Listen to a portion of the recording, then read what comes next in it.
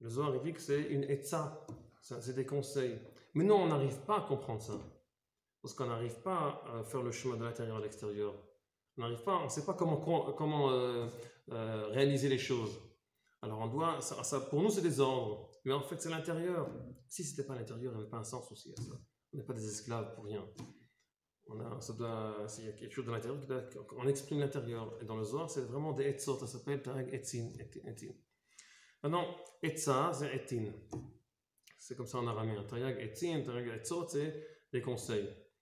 Et le serpent, on dit que tout le monde doit mourir dans ce monde, même ceux qui n'ont pas fait un péché. Il y a 4 personnes qui n'ont pas fait un péché, mais la Gemara dit, et quand même ils devaient mourir, be'etio shel nachash. Etio, c'est à cause du conseil du serpent, du nachash. Qu'il a dit son conseil, à cause de le conseil du nachash. Mais etio en hébreu, c'est aussi le couvert, l'habillement. La atot, en théor kasalma. C'est à cause de l'habillement du serpent. Et à cause de etio de shel nachash, c'est en fait l'habillement en hébreu. C'est pour ça qu'il y a les 2 mots qui sont la même chose. Aetza, c'est l'habillement.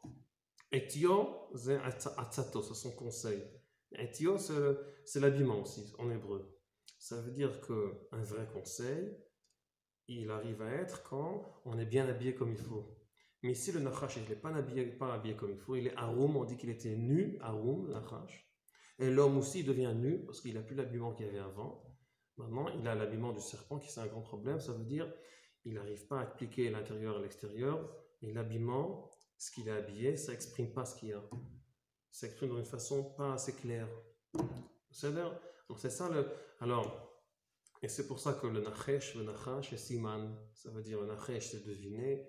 Et le nachash, en fin de compte, il devine, il n'a pas vraiment des bons conseils parce qu'il ne sait pas comment vraiment appliquer les choses. Et c'est pour ça que le Navi et Shaya il dit comment on va arriver à se retourner, comment on arrive à se consoler avec les habillements qu'on va recevoir. De David Ameler, David, il parle un peu de... Une partie c'est David, une partie c'est Yosef, on aura des habillements, c'est ça qui va nous consoler comme il faut. Ça veut dire qu'on arrivera à exprimer l'intérieur à l'extérieur. C'est ça le grand problème si on pense à ça. C'est des bons habits. Des bons habits, mais c'est ça le problème. On a toujours des bonnes intentions. On n'arrive pas à appliquer ça dans la réalité. Ça ne marche pas comme il faut.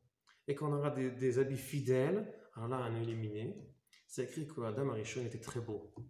Choufrei, la beauté en araméen d'Adam Arishon, et c'était comme le choufrei de Yaakov, la beauté de Yaakov, c'était comme le choufrei d'Adam Arishon, la même beauté.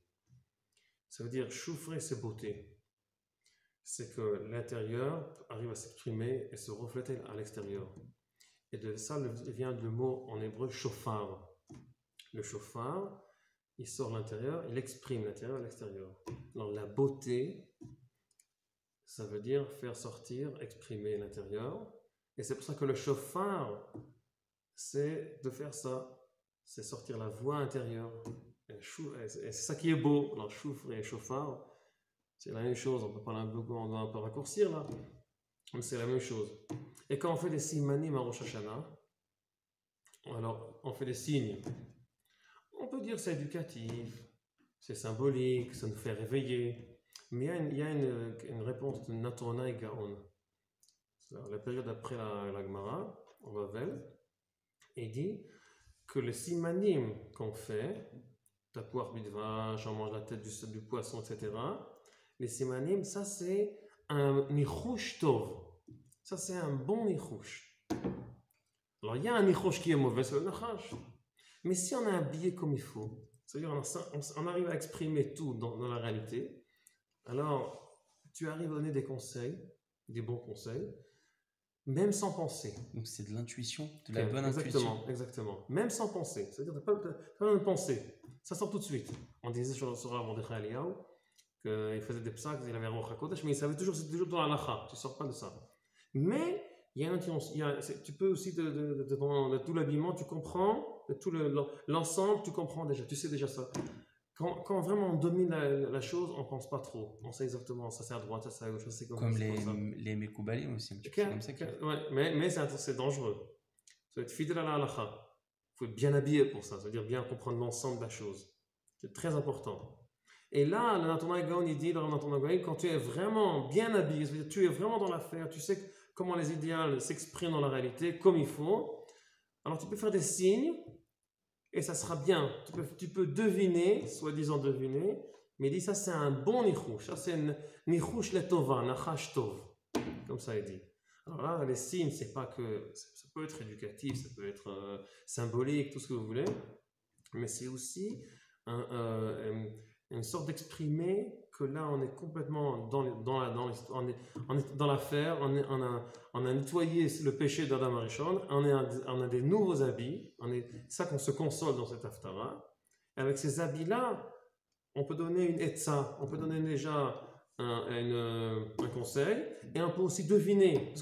C'est pas vraiment deviner, c'est quelque chose qui vient d'intuition, que vraiment c'est véridique, parce que tout de suite on comprend. Quand les gens ils savent, quand ils connaissent bien l'affaire, n'importe quoi, tout de suite ils disent une réponse, ils ne pensent pas beaucoup. Alors là aussi c'est un nichouch tov. Alors par rapport au nachash, le serpent qui a deviné que ses conseils, ce n'étaient pas vraiment des conseils, c'était stam, il devinait des choses, il pensait que c'est bien, mais ce n'est pas vraiment responsable. Il y a aussi, à Rosh Hashanah, on devine, et c'est le bon côté, c'est ça l'explication de Natan HaGaon. Alors j'espère qu'on aura toujours des bons signes partout. Shabbat Shalom, Shabbat Tova. Shabbat Tova.